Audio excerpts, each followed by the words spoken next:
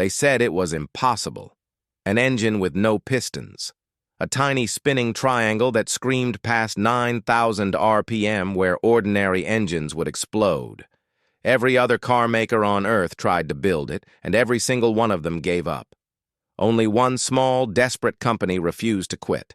This is the story of the Mazda RX-7 and the rotary engine that humbled Ferrari, conquered Le Mans, and became the third god of the JDM world. A machine so strange, so brilliant, and so doomed that the engineers who built it still call it a miracle. It should never have worked. It should never have survived. And yet it became one of the most worshipped cars ever made.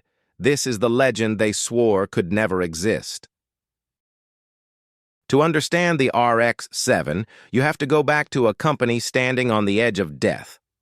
In post-war Japan, Mazda was a small maker of three-wheeled trucks in Hiroshima, a city still rebuilding from the ashes of the atomic bomb. They had survived the unimaginable, but survival in the car industry was another matter entirely.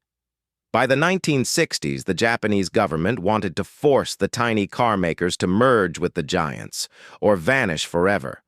Mazda needed something nobody else had, something to prove they deserved to exist. Then their president heard about a radical new engine being developed in Germany by an eccentric inventor named Felix Wankel. It promised to be smaller, lighter, and impossibly smoother than any normal engine on Earth. It was a gamble that could save them or destroy them. Mazda bet the entire company on it. But there was a reason no one else could make it work. The rotary engine threw out everything humanity knew about engines. There were no up and down pistons, no valves clattering away. Instead, a single triangular rotor spun smoothly inside an oval chamber, creating power in one endless flowing circle. It was half the size and half the weight of a normal engine. It had almost no moving parts, and it could rev to dizzying, screaming heights. On paper, it was the future. But there was one fatal flaw.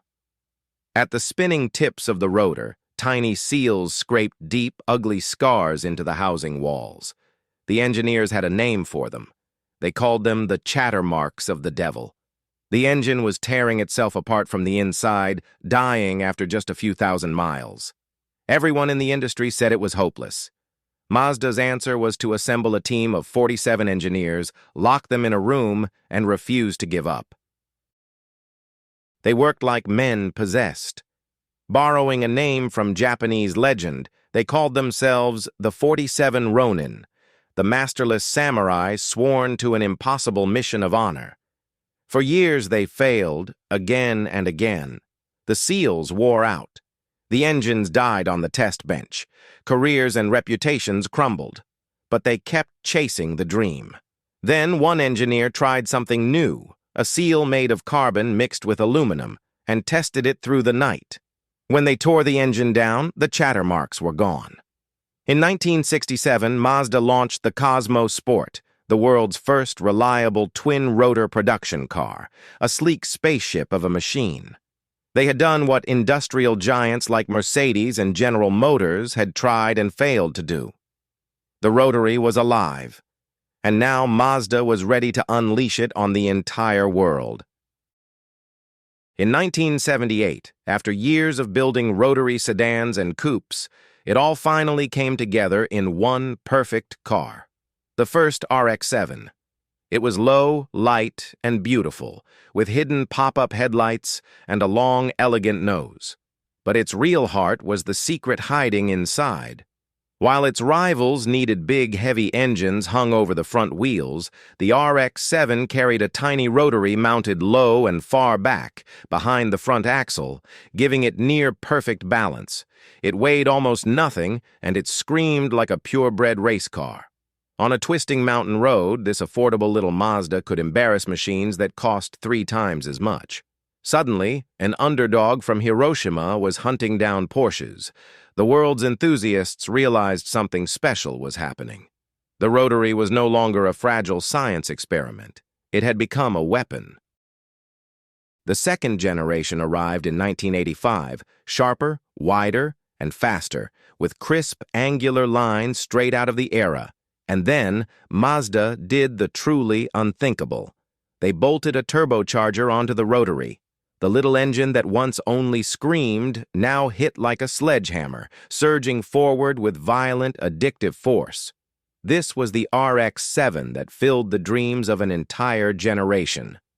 It was the car that slid sideways through foggy mountain passes in comic books, anime, and video games, worshipped by tuners from the streets of Tokyo to the canyons of California.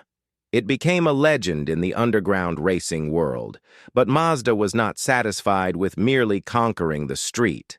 They wanted to prove, in front of the whole planet, that their strange engine could beat the very best on Earth. They set their sights on the biggest, cruelest stage in all of motorsport. They were going to Le Mans. June 1991. The 24 Hours of Le Mans. The most grueling race in the world. Against the overwhelming might of Mercedes, Jaguar, and Porsche, Mazda entered a wild orange and green machine called the 787B. Inside it spun not 2 rotors, but 4. Producing a sound unlike anything ever heard on a racetrack. A banshee scream so sharp it shook the grandstands and made spectators cover their ears. For 24 brutal hours around the clock, it never broke. As the German and British giants overheated and faltered one by one, the little Rotary just kept screaming through the darkness, lap after lap after lap. And then, at the finish, the impossible happened. Mazda won Le Mans outright. To this very day, it remains the only Japanese car and the only rotary engine ever to win the greatest endurance race on Earth. The Rotary had beaten the world at its own game. The response from the authorities? They changed the rules to ban it forever. Riding the glory of Le Mans, Mazda set out to build its ultimate masterpiece. In 1992 came the third-generation RX-7, known to fans simply as the FD. Many people still call it one of the most beautiful cars ever made by human hands. Its curves were pure flowing sculpture, with no harsh edges, just sensuous lines that looked fast, standing still. It was astonishingly light, and its balance was sublime, almost telepathic. Beneath that gorgeous body sat a sequential twin-turbo Rotary, 2 turbochargers firing one after the other to deliver a seamless wave of power that never seemed to end. Magazines of the day compared its handling directly to a Ferrari, at a fraction of the price. It was the purest, most complete expression of everything the Rotary dream had ever promised. The FD wasn't just a car, it was the Rotary engine, at long last, reaching perfection. And then the whole world fell in love. The FD RX-7 exploded into a global cultural icon. It tore through the neon streets of Tokyo in the anime Initial D, the deadly weapon of the legendary Takahashi brothers.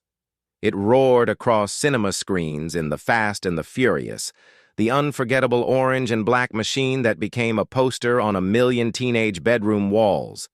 To own an RX-7 was to hold a piece of the JDM Holy Trinity, standing proudly beside the mighty Toyota Supra and the unstoppable Nissan Skyline GTR.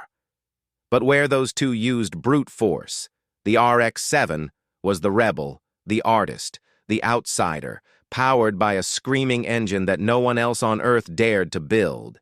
It was the soul of the trio. And yet, the very thing that made it so special was quietly about to become its doom. The Rotary had always carried a dark side. By its very nature, it drank fuel and burned oil just to stay alive. And as emissions laws tightened across the world through the late 90s and 2000s, the beautiful screaming engine simply could not keep up. It produced too much pollution and returned too little fuel economy, and the old ghosts of reliability, the worn seals and overheating, never fully went away. One by one, the markets closed their doors to it. In 2002, the FD RX-7 was quietly killed off. Mazda made one final brave attempt with the RX-8 and its clever Renesas Rotary, but the writing was already on the wall.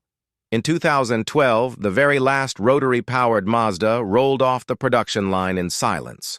After nearly 50 years of fighting the odds, the engine they once said was impossible had finally run out of road. But true legends never really die. Today, a clean, original FD RX-7 sells for staggering fortunes that would have stunned the engineers who built it, with prices climbing higher every single year as collectors around the globe chase the Rotary dream. And the engine itself stubbornly refuses to vanish. Mazda has quietly brought the Rotary back to life as a generator in its modern electric cars, keeping the flame burning, and whispers of a true born-again RX-7 successor never seem to stop. The car that the giants of the industry swore could not exist has now outlived nearly all of them, surviving in the hearts of millions of fans worldwide. The Mazda RX-7, the third god of the JDM world. The machine that screamed where everything else merely roared. The impossible engine that refused to die. Forever and always, immortal.